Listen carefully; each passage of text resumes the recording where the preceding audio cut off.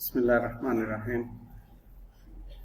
आज का topic intra group trading, impact of intra group trading on consolidated balance sheet, on consolidated statement of financial position. Question arises, what is intra group trading?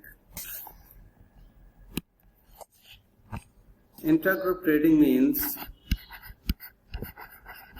intra-group trading means P company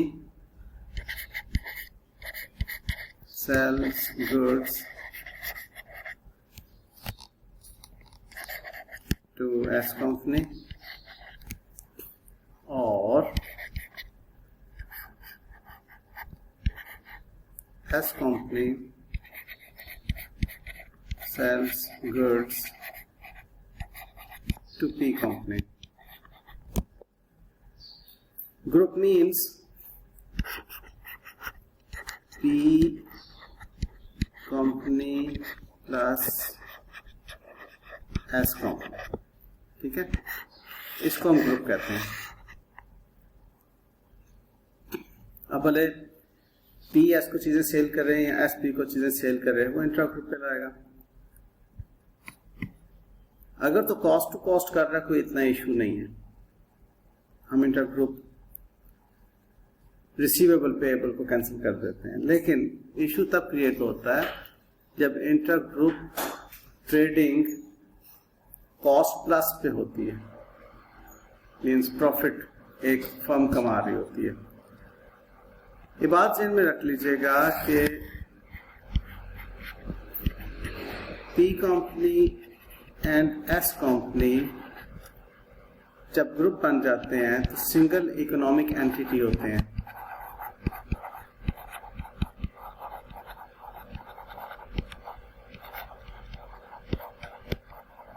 तो single economic entity ऐसी है कि जैसे company ने अपने आप को खुद बेचा, कुछ माल बेचा और उस बेचने पर उसने प्रॉफिट बनाया। इसको मैंने थोड़ा सा डिमॉन्स्ट्रेट किया as if P company is selling to S company के पॉइंट ऑफ व्यू से।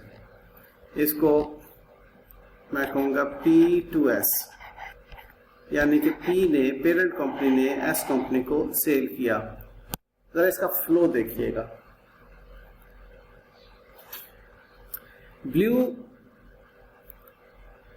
जो आपको बाउंड्रीज नजर आ रही है ये पी कंपनी, और जो ग्रीन बाउंड्री नजर आ रही है ये एस कंपनी है। P company and S company की दो बाउंड्रीज हैं। पी कंपनी के अंदर मैंने एस कंपनी बनाई, तो यूं समझ लीजिए कि ये पी कंपनी की जो बाउंड्रीज हैं वो ग्रुप की बाउंड्रीज बन गई।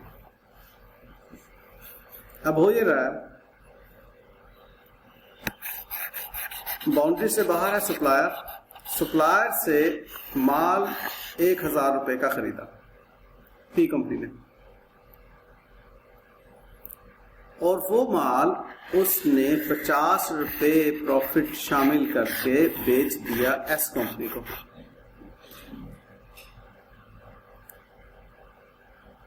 एस कंपनी ने उसका 80% बेच दिया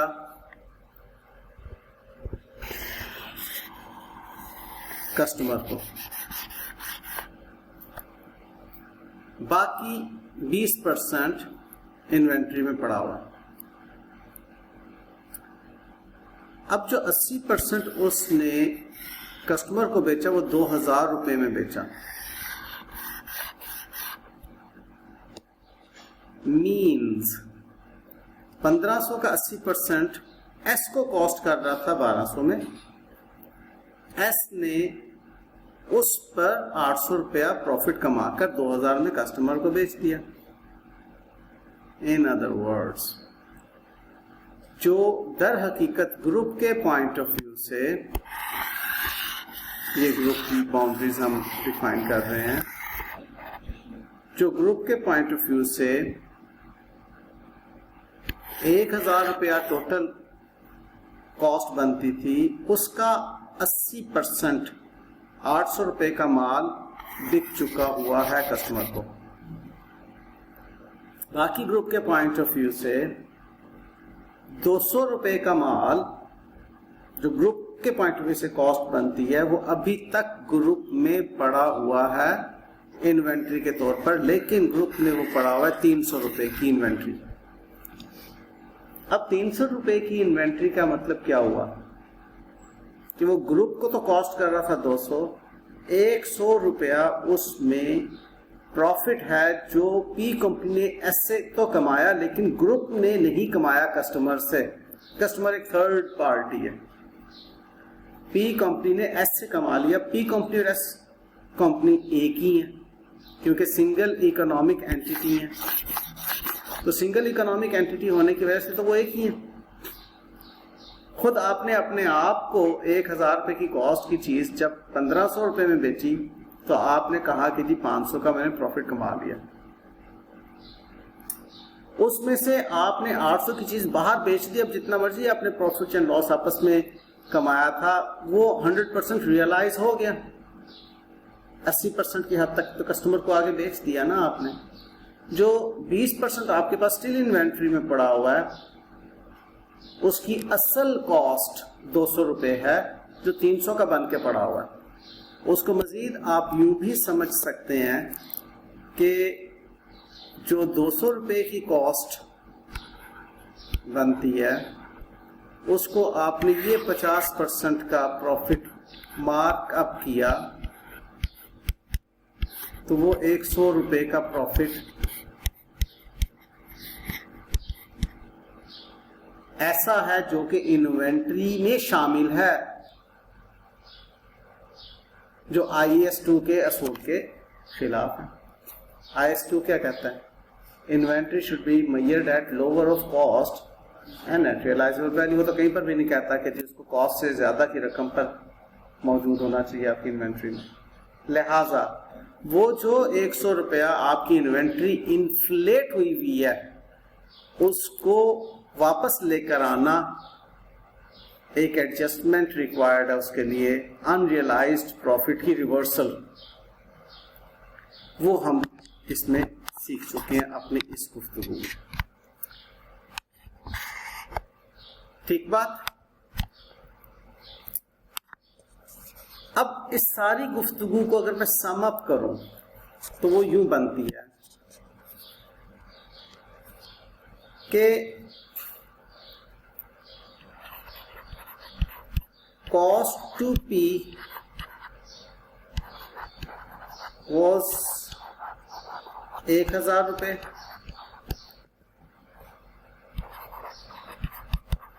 कॉस्ट टू एस वॉज 1500। हम ग्रुप की कॉस्ट किसको कहेंगे? कॉस्ट टू पी या कॉस्ट टू एस को?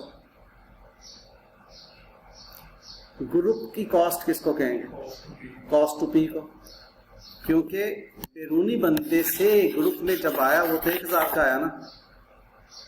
ये तो अंदरूनी तौर पर आपने उसको 1500 का सेल किया। ग्रुप के तौर पे कॉस्ट जो है वो आप कहेंगे जी इसमें प्रॉफिट कितना शामिल है, इंट्रा ग्रुप ट्रेडिंग में प्रॉफिट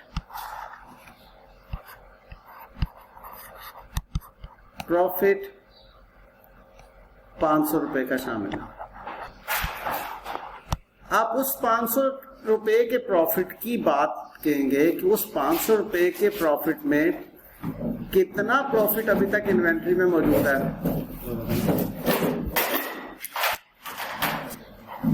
कितना प्रॉफिट अभी तक इन्वेंट्री में मौजूद है?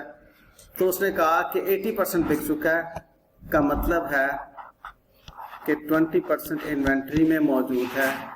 वो 20% इन्वेंट्री जो है उसकी परसेंटेज आप जब अप्लाई करेंगे तो आपके पास आ जाएगा अनरियलाइज्ड प्रॉफिट।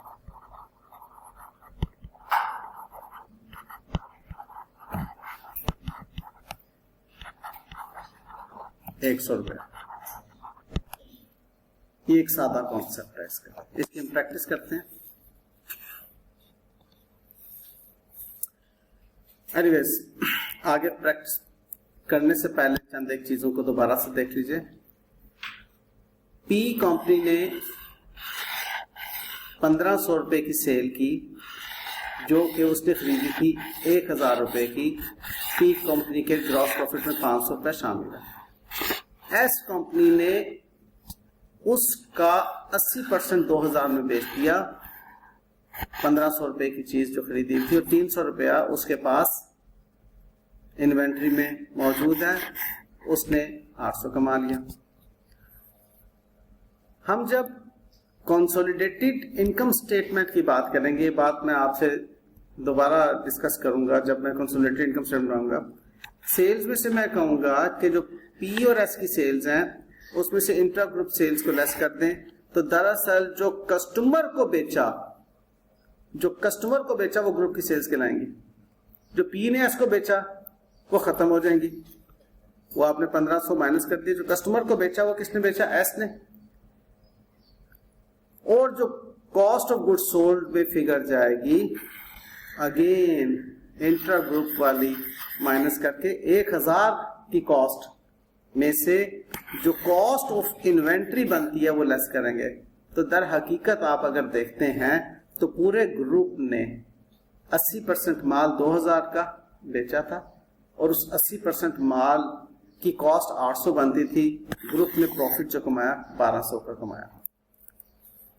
यह है कंसोलिडेटेड पॉइंट ऑफ व्यू से इसका concept statement of profit loss. मैं कंसोलिडेटेड पॉइंट ऑफ व्यू से स्टेटमेंट ऑफ फाइनेंशियल पोजीशन में भी इसका कॉन्सेप्ट आपके सामने पेश कर देता हूं। Consolidated statement of financial position, उसमें आप इन्वेंटरी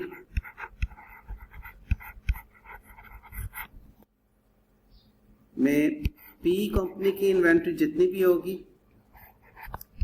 प्लस एस कंपनी की इन्वेंट्री जितनी भी होगी माइनस उसमें से आप करेंगे अनरियलाइज्ड प्रॉफिट। अनरियलाइज्ड प्रॉफिट हमारा कितना है? 100 रुपए का। उस 100 रुपए के अनरियलाइज्ड प्रॉफिट को एसेट में से माइनस करेंगे, और जब आप ग्रुप रिटेन्ड अर्निंग बना रहे होंगे, ग्रुप रिटेन्ड अर्निंग में आपको मालूम ही है कि पी कंपनी के भी रिटेन्ड अर्निंग्स शामिल होती हैं, एस कंपनी की भी रिटेन्ड अर्निंग्स शामिल होती हैं, और माइनस उसमें से करेंगे अनरियलाइज्ड प्रॉफिट, वही 100 रुपया। तो आप बताइए बैलेंस शीट टैली होना चाहिए या नहीं? एसेट में से भी 100 लेस कर दिया और आपने ग्रुप रिटेन्ड अर्निंग में से भी 100 लेस कर दिया। आपने पी कंपनी की तमाम इन्वेंट्रीज उठाई, एस कंपनी की तमाम इन्वेंट्रीज उठाई, सिर्फ आपने एडजस्टमेंट क्या की अनरियलाइज्ड प्रॉफिट को करंट एसेट्स यानी कि आपने इन्वेंट्री में से भी माइनस कर दिया, और अनरियलाइज्ड प्रॉफिट को आपने ग्रुप रिटेन्ड अर्निंग्स में से भी माइनस कर दिया। कंसोलिडेटेड बैलेंस शीट टैली रहेगी ना। तो आपके कंसोलिडेटेड बैलेंस शीट के पॉइंट ऑफ व्यू से सिर्फ ये एक ट्रीटमेंट आपने करना है। मुश्किल क्या है? इस 100 रुपए को कैलकुलेट करना, उसकी अभी हम प्रैक्टिस कर लेते हैं। ये जो मैंने यहाँ पर बातें की हैं ये है कंसोलिडेटेड स्टेटमेंट ऑफ प्रॉफिट और लॉस के हवाले से बातचीत। ये अभी मैंने आपको चूंकि consolidated statement profit loss further भी पढ़ाना है बाकायदा, उस वक्त ये फिर डिटेल से बात करूंगा।